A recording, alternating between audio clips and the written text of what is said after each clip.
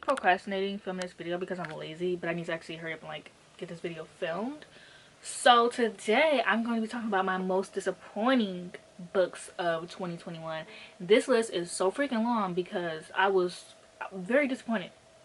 I was disappointed, okay? These are mostly like books that I was like looking forward to that like I ended up not liking.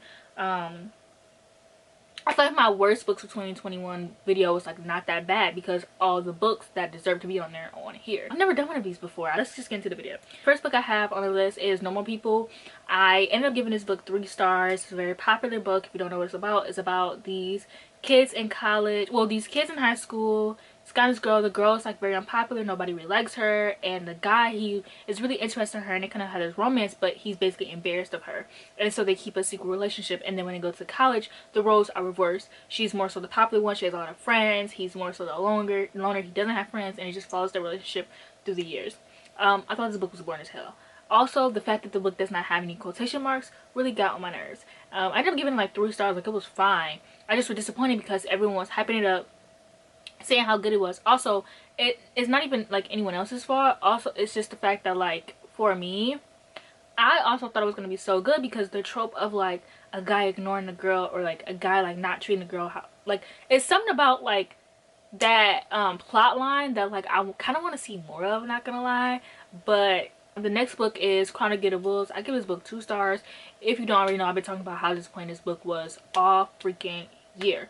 Like, the book was, okay, if you want to talk about a disappointment, that is literally a Chronic of the Bones. Basically, this book is the 3rd book in a trilogy from Blood and Ash, one of my favorite series, question mark. We're kind of gonna literally Chronic of the Bones. I just have a lot to say. Kingdom of Flesh and Fire. Okay, from Blood and Ash, I loved. Kingdom of Flesh and Fire, I loved, but I was starting to get irritated by a few things in the book already. Like, I hated how repetitive it was. I hated how it like dragged on. I hated a lot of things, but I really loved the book because I really liked the characters, and I really liked the storyline in that book, and I really like how the characters like interacted in that book and the characters that were introduced, and it just like found family vibes. It's like, I am a character person when I'm like really into a series and I really like the characters and it has a plot, you know? And then we get to book 3 and it's like, okay, well, the same shit that was happening that I was already starting to get irritated in book 2 is still happening in book 3, and it feels even dragged out. Like, Poppy's going through this trying to figure out like who she's a descendant of the entire book, and then like, you're probably a descendant of this, and it's like, no, you're a descendant of this. And then at the end you finally figure out who she's a descendant of, and it was like so freaking, I don't even remember who she was descendant of because I don't care about that book.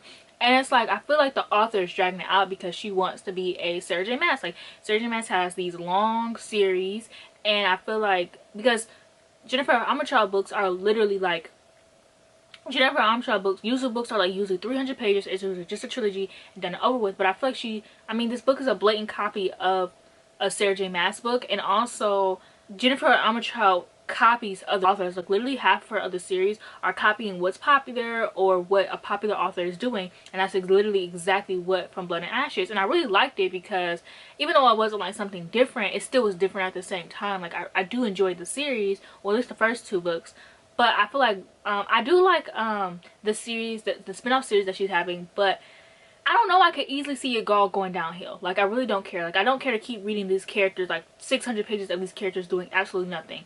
Poppy doing this, Poppy doing that. And it's supposed to be a 6 book series, and I feel like I'm gonna read the book that comes out this year, and if I don't like it, I'm just done with this series. I'll probably continue on with the spinoff, but I just can't keep reading books in this series and I'm not having fun. Like, I like the characters, but I don't give a damn that much, you know?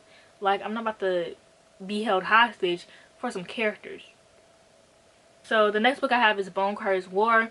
Bone Crier's Moon was actually in my top books of 2021, and I read it in, yeah, obviously I read it in 2021. And then I literally remember when I read it on vacation. I was just like in the room, I was like on this mini vacation for like a week, and I read it, and then the sequel was coming out like that next week. So I read the sequel and I was so excited for it because with the Bone Crier's Moon, I just thought that I found this gem. Like, I hadn't read YA books in a while. I was like, oh, this is really good for a YA book. Not saying that anything's wrong with YA. I just really grew out of the genre, and I got really tired of like the same tropes, and you know, also like sometimes I get tired of genres. Well, it's not really a genre, but it's an age group, but you know what I'm saying. because people love to correct me like, oh, why isn't the genre? Shut the hell up. Anyways, I really love Bone Cars Moon, and then Bone Cars Work came out and I was so excited. I was like, okay, this is like a hidden gem. I don't want to say it's a hidden gem because, you know, people know about it, but for me I just felt like it's a YA book that I haven't loved YA in a while, and I read this one and I loved it, so I was just like so excited. So I was like, okay, period, like this book is about to eat. And then I read it and I'm liking it at first, and then I realized this book is literally the first book. It's literally the exact same plot of the first book. Homegirl gets kidnapped again in this book by a completely different person, and it's like introducing another like romance person, and it's like, all right, I don't really give a fuck. Like, now we're just doing too much, you know?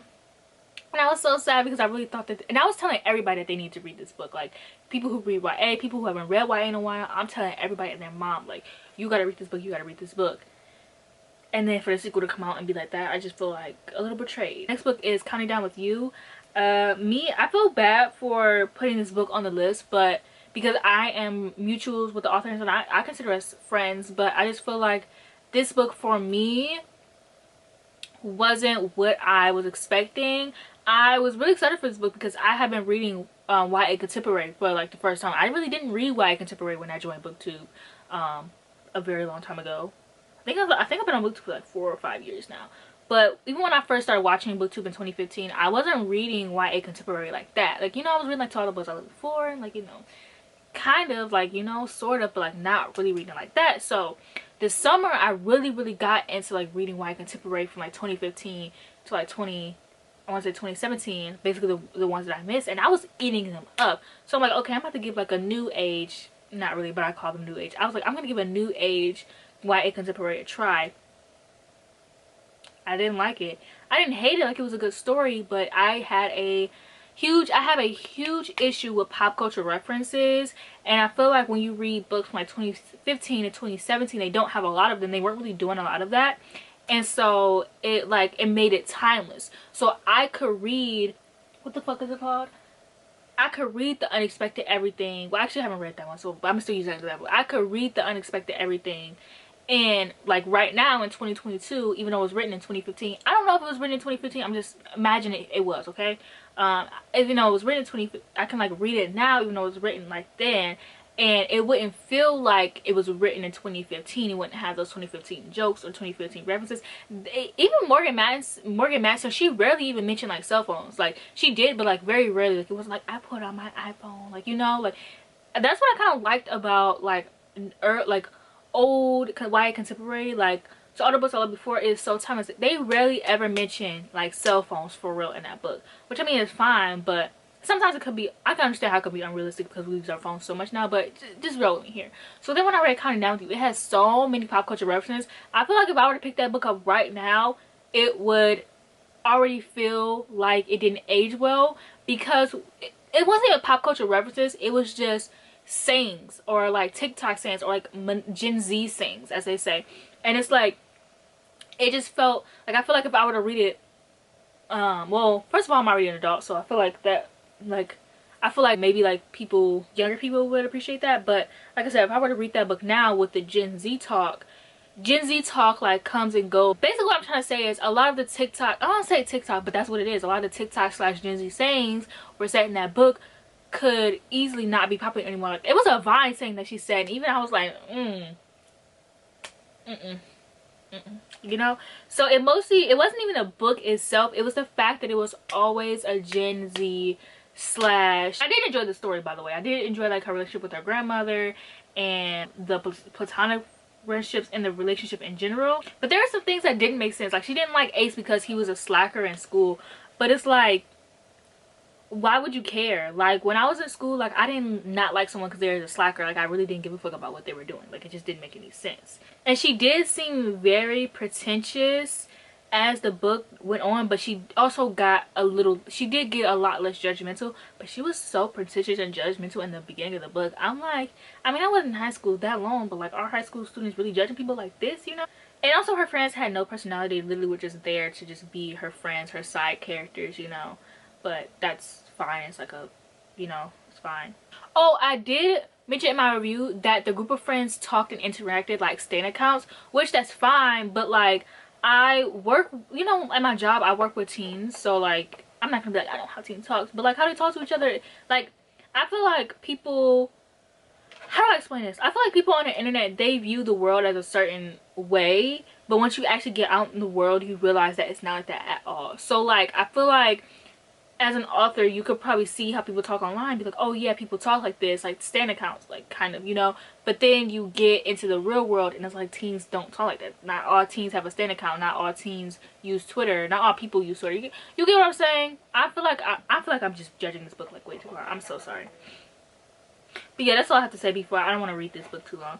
And then we have my Colleen Hoover section, which I know I don't like Colleen Hoover. I want to like her so bad. Like, I think she's funny as a person. Like, her TikToks, I love her TikToks. Her personality is so like entertaining to me, but her books are just not it for me, and I just don't, I mean, I do know why, but we're just gonna get into those. I just don't understand why they're so popular. And not, I always say this, but not in the sense of, oh, I don't get why this book is popular, but it's more so in the sense of like, what am I missing that everyone else got, you know? So the first one I have is Maybe Someday, and I just don't like how the main character got cheated on just to have the love interest kiss her while he had a girlfriend. How are you mad at your boyfriend for cheating on you with your roommate, and then you go and kiss somebody that has a girlfriend? Okay. And yeah, I just don't like cheating in this book, so I didn't like this one. The next one is All Your Perfects, which I gave Maybe Someday. Oh, the other one I was talking about was Maybe Someday. I gave that one 2 stars. All Your Perfect, I did give 3 stars. This one I thought was gonna be so good, but to me it just didn't feel like they loved each other in this book. Like, it just felt like they were settling with each other because they both happened to discover that they were getting cheated on by their significant others, with however you describe that. And then it just, I don't know, it felt like they were just settling with each other. Like, when they first got together, I was like, oh, okay, like I thought I was gonna really like it. When they first got together, I was like, oh, okay, like I get it, like that's cute.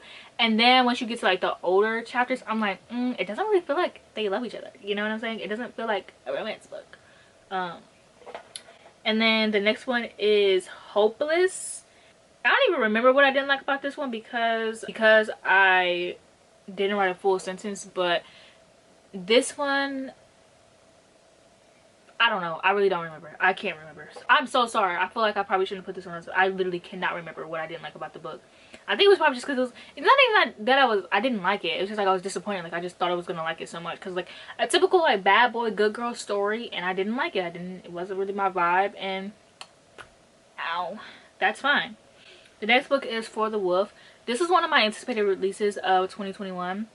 I literally asked for an ARC. I got sent a copy on the day it came out, and I literally read it the day it came out as well. I literally spent my entire day reading that. I think I had a date that day too, so you could tell I was excited. Yeah, I just didn't like it. It was very boring, basically. For the Wolf it's a literary writing her retelling. The first daughter is for the crown, the second daughter is for the wolf. Which I don't get why the book follows the second daughter first and then the first daughter, but whatever. It also has some chapters about the first daughter and like what she was doing. I didn't give a fuck. I didn't care. Yeah, this book is about the daughter who is sent to go live like this wolf. Like I said, it's a Little Red Riding Hood retelling, and I thought it was really boring. Like, it was very Insta-lovey, which makes me so mad because I wanted to like this like monster boyfriend book like so bad. I need more monster boyfriend books to like and read, and this one just was not. It was not it for me. Next book is The Shadow Queen. This is like a really old like YA fantasy book, and this book I even owned a copy of it when I first joined BookTube. So it was like this is like one of the books that's been on my TBR for like the longest time. Like, when I literally remember when I first started watching BookTube, I think I got it from Elias. I think he might have hauled the book, and like I used to be like, well, he still is one of my favorite booktubers. When I first joined BookTube, before I started making my own videos, I literally would watch his videos like back to back to back to back, and I would like literally like look into or buy like anything he mentioned. And so I think he mentioned this book and I bought it.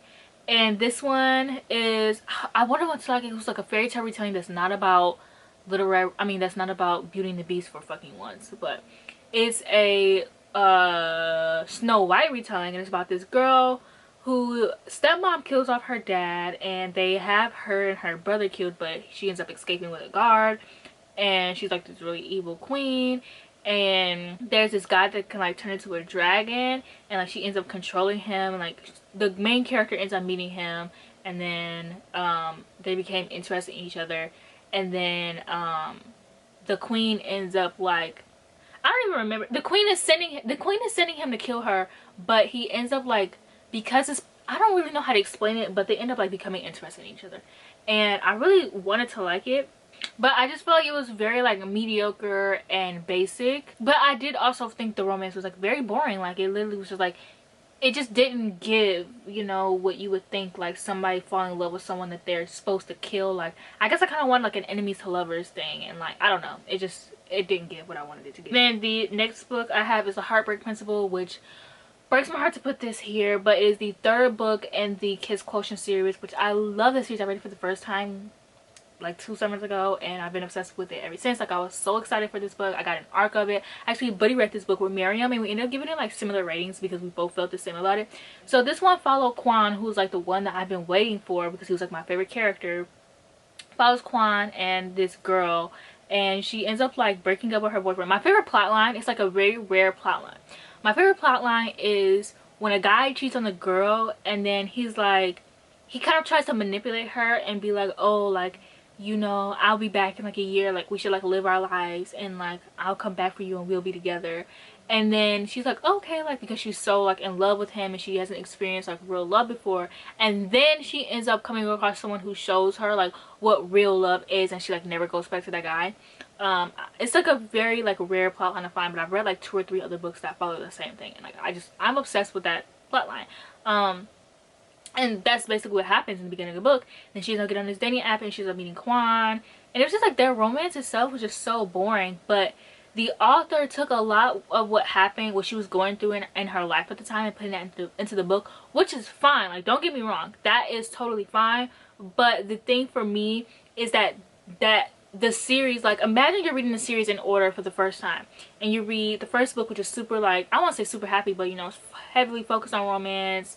The second book heavily focused on romance, and then you get the third book that isn't heavily focused on romance, and it focuses more about like the character's depression and things like that. You're gonna be like, girl, what the fuck?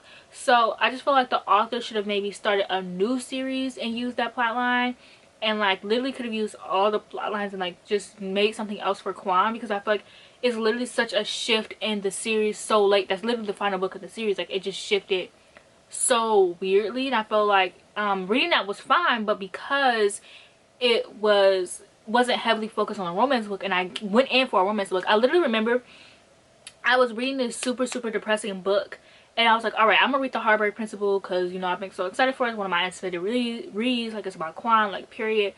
Literally was even more depressed. Then I have Magic for Liars, which this one I got from Books and La La because she had talked about it, and I was like, oh, this sounds so good. It's about this girl whose sister has magic and she's a PI. I love PI stories.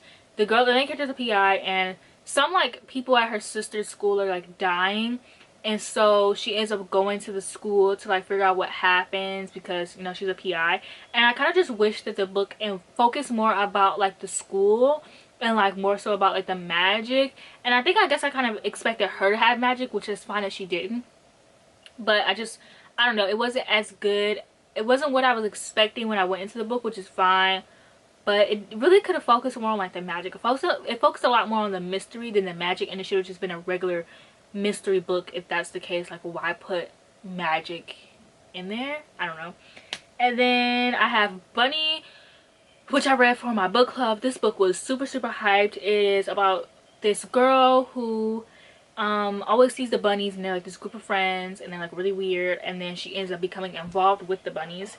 And I just didn't care about the book. I thought it was boring. I didn't see what everyone else saw. Literally, also I feel like this book was with Catherine House, because I'm comparing the two because they're kind of similar. With Catherine House, it makes sense that Catherine House is unexplainable because it doesn't have that element of magic. Catherine House being like confusing and having things confusing, it wasn't really confusing, having like these unexplained things makes sense, whereas Bunny, it focuses heavily on, I don't say heavily, but it does focus on like this element of like magic and nothing to explain. So why have that fantasy element and not explain anything? Like don't put the element in there then, because what, It just felt lazy to me. And then the last book is Red Rising, which is Jocelyn. If you're watching this, I'm so sorry. It's one of her favorite books. I thought this book was boring as fuck. I read the entire trilogy. I thought it was gonna get better as the first book came on, the second book, and it's like I wanted to like it. I really did, but just something was not clicking for me. This one of the series that I probably will reread because I wanted to like it so bad, and like everyone loves it, but it was just so boring for me. Like all 3 books, like it literally did not get better. There are characters that I liked and things like that. Like I loved Severin, I think that was his name, because he was like crazy and unhinged, and like it's like I liked and hit for me, so obviously it was disappointing. So yeah, that is it for this video. Let me know your disappointing reads. Don't forget to check out my best and my worst, and next I will be uploading my anticipated releases of 2021, so I can't wait to see you guys in that video, and I'll see you guys next time. Well, hi my little angel. Hi.